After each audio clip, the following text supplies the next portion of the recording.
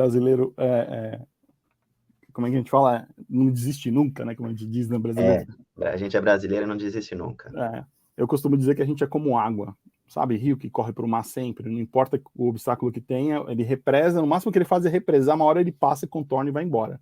Ele segue o fluxo, o brasileiro é assim aqui. Então, a Jocum, ela existe no Brasil, acho que, se eu não me engano, em todos os estados brasileiros nós temos base da Jocum. Alguns estados nós temos bem mais do que uma, por exemplo, em Recife nós temos 2, em Curitiba tem 4 ou 5 bases, né, no estado. Então, nós temos uma base em São Paulo só de coreanos, pra você ter uma ideia. Só se fala coreano lá em inglês, não se fala português, não. Não acredito. Só sul-coreano. A base da Suíça, que é a primeira base da Jocum, fica em Lausanne.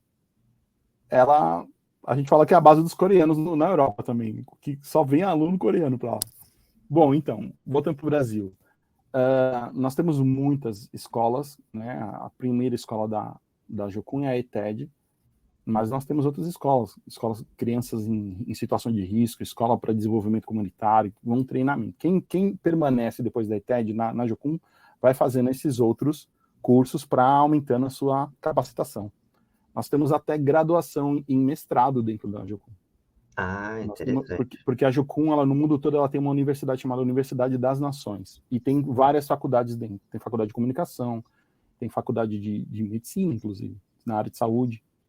Bom, mas eu não vou estender para aí. Então, o que acontece? Quando o aluno ele vai da igreja, ele sente um chamado missionário e quer fazer essa experiência missionária, quer cursar uma escola de missões, e ele vai para a Jocum, ele vai fazer essa escola, que é a Escola de Discipulamento e Treinamento, que é a ETED. E durante a ETED, nós somos convidados a ter um período de intercessão para o prático e ouvir Deus. Né? O slogan da Jocum é conhecer a Deus e fazê-lo conhecido.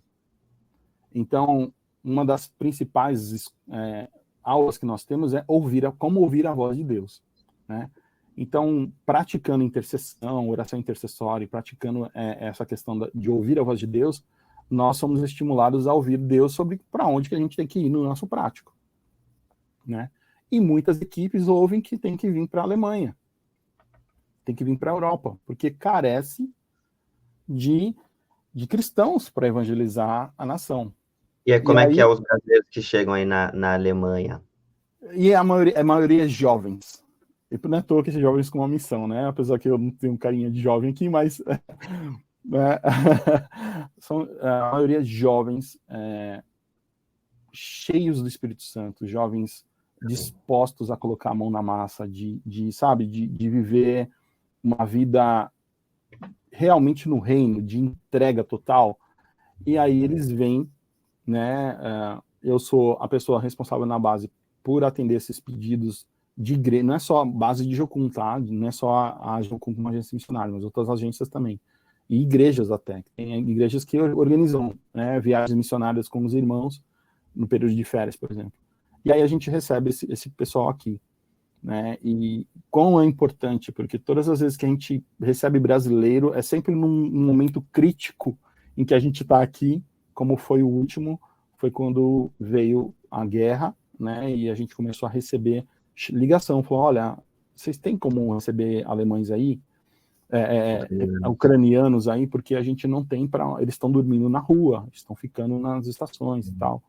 E a gente, claro, sim. Então a gente transformou todas as salas de aula e quartos que a gente vai receber time em acomodações para mulheres e filhos, porque quem fugia já tinha sido colocado o estádio de sítio, né, no país, então nenhum homem capaz de lutar poderia sair do país. Então só saíam as famílias, as mulheres, as vozinhas e os filhos.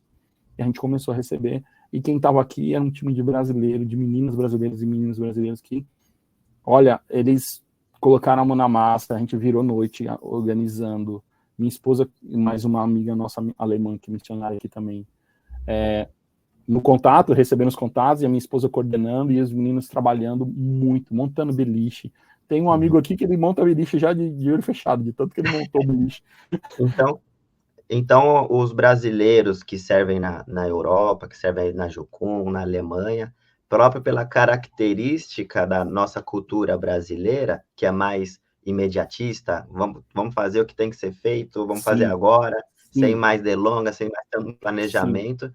Nessas circunstâncias de urgência, como refugiados chegando, conflitos e tal, o brasileiro se destaca mais O porque ele é mais brasileiro, bom na massa. isso, o brasileiro é mão na massa, ele é mobilizador, né? E a gente viu isso dentro dos nossos grupos de missões na Europa, né? Dos grupos que você lidera.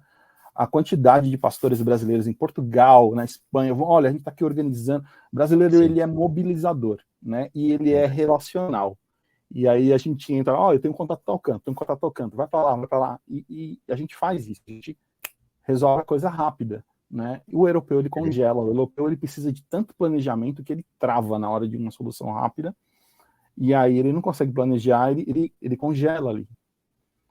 Eu costumo dizer que eu vi isso acontecer na pandemia, e foi triste. Teve prefeito aqui na Alemanha que se suicidou. O motivo? Ele não admitia que precisava pedir dinheiro para o governo. A cidade que ele administrava precisava de dinheiro do governo estatal para conseguir comprar as máscaras, para conseguir manter ali a pandemia sob controle. Ele se sentia fracassado, ele congelou e tirou a própria vida. Olha só. É esse tipo de inteligência emocional que a gente lida com isso. E o brasileiro, acho que o brasileiro assim está tão acostumado à pressão que ele fala, que é isso, besteira, né? Você pega um sertanejo que está acostumado a viver sem água, tomando banho de cacimba, o que é para ele tomar um banho de água fria? Nada. Tem chuveiro, tem chuveiro. Então, assim, é essa característica que o brasileiro tem. Um povo muito guerreiro, um povo muito pronto. É um povo pronto para a diversidade. E rápido com soluções. Né? Uhum. E eu lembro que teve momentos hilários, assim. O Rodrigo, acho que já teve aqui também com vocês, o Rodrigo e a Evelyn. Sim. Eu já ri muito com o Rodrigo, porque a gente às vezes olhava e falava assim, nossa, congelou.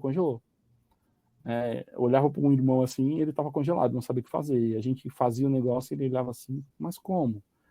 E às vezes aí a gente brasileiro que ri de tudo, né? Ficava rindo às vezes assim, sem entender logo no início. Mas é